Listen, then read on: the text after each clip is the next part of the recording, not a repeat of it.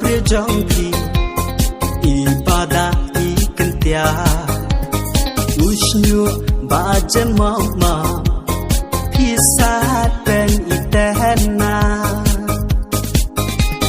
remui pi pen shobi ya kamen sim janga wala phim poi perkhan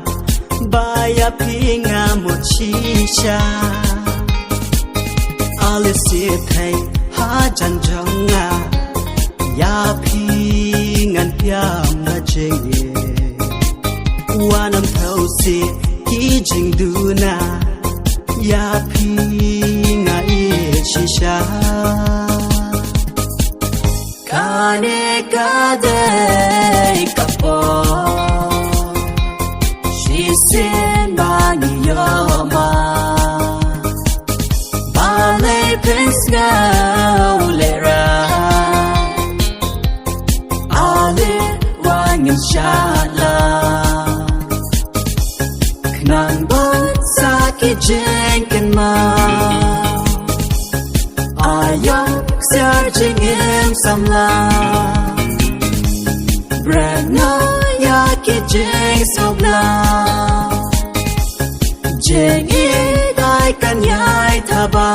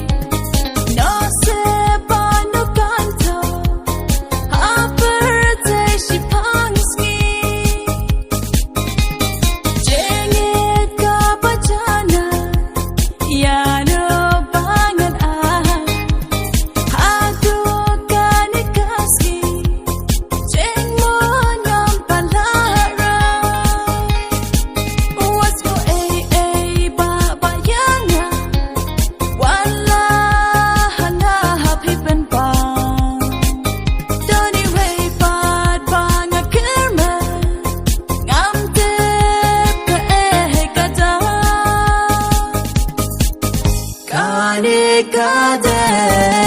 kapo she said bani yoma balay penska ulera